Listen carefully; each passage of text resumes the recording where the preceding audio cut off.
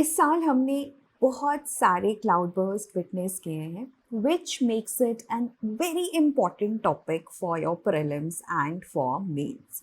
तो आइए जानते हैं क्लाउड बर्स्ट होते क्या हैं, everything about the cloud burst. सबसे पहले ना, क्लाउड बर्स्ट और रेनफॉल, जो नॉर्मल रेनफॉल है उसमें क्या फ़र्क है।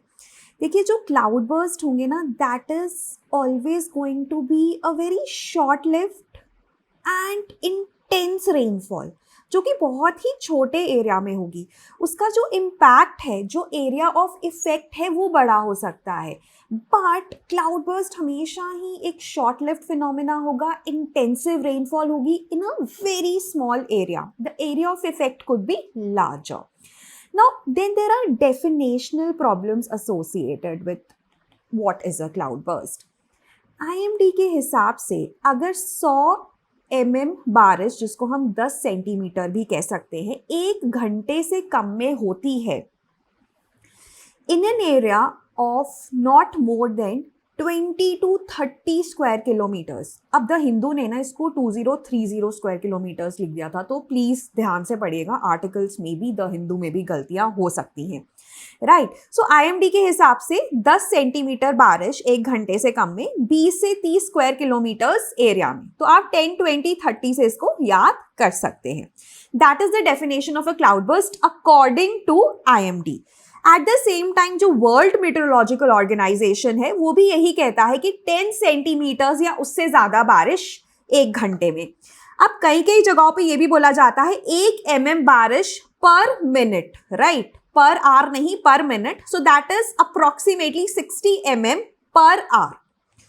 तो ये भी डेफिनेशन हम मानकर चल सकते हैं. सो डेफिनेशनली डिफर करता है, बट एक चीज कॉमन है कि ये शॉर्ट लिव्ड होती है और बहुत इंटेंस होती है in a very small area. Again repeating, area of effect large हो सकता है डिपेंडिंग अपॉन पानी कहां पर फ्लो करेगा.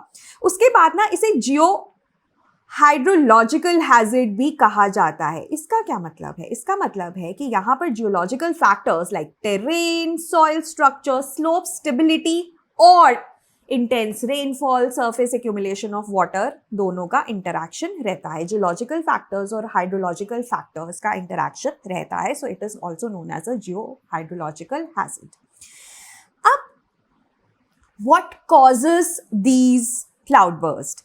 सबसे पहले जो प्लेन एरिया है वहां पर मॉइस्ट एयर होगी, and when it comes in contact with the mountain it rises upwards. ठीक है, moist air, it rises upwards.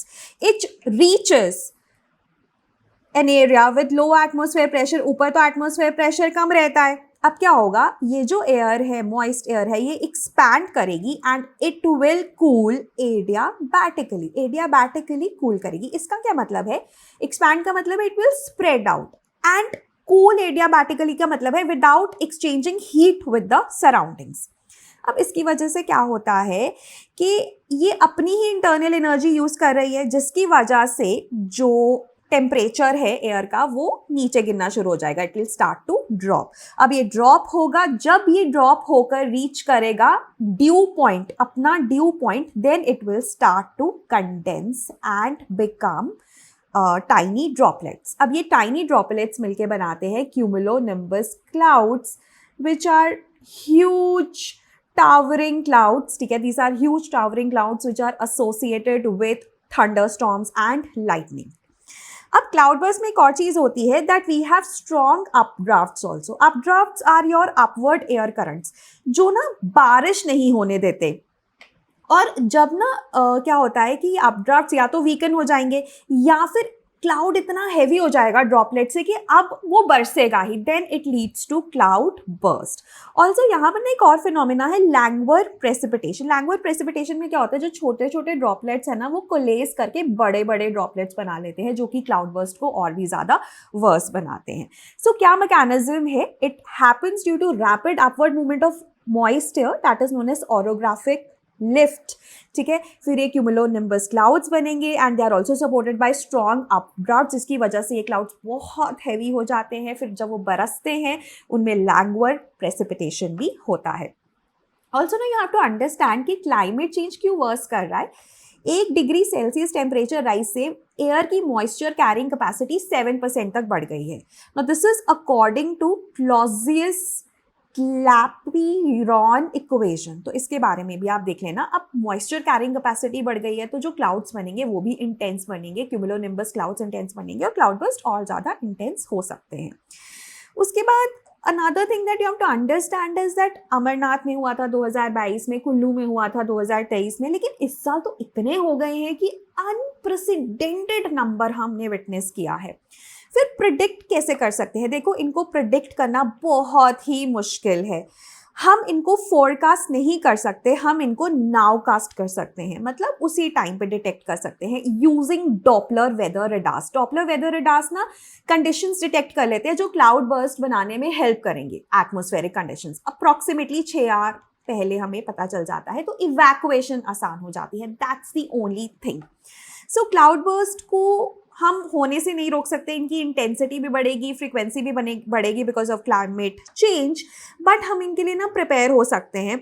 जैसे ना हैपहैज़र्ड कंस्ट्रक्शन अवॉइड करी जाए हिली एरियाज में, रिवर बेड्स का इंक्रोचमेंट अवॉइड करा जाए. बिकॉज जैसे क्लाउड बर्स्ट होता है फ्लैश फ्लड्स स्टार्ट हो जाते हैं, मड स्लाइड्स, लैंड स्लाइड्स. अगर पेड़ नहीं होंगे तो कुछ भी रोकने के लिए नहीं है. तो वो सब चीज़ें ना बहुत ज़्यादा बढ़ा देती हैं. तो अगर हम उसको कम कर दें तो हम क्लाउड बर्स्ट का इम्पैक्ट कम कर सकते हैं. अब cloud burst as a hazard तो इंक्रीज रहेगा, बट अगर हम ये वनरेबिलिटीज़ को डिक्रीज कर देना तो वो डिजास्टर नहीं रहेगा. ठीक है, तो अगर हम ये vulnerabilities, because hazard into vulnerability is disaster, अगर हम vulnerability मिटा देंगे तो वो disaster नहीं बनेगा. और जितनी vulnerability कम होगी उतनी ज़्यादा deaths कम होंगी.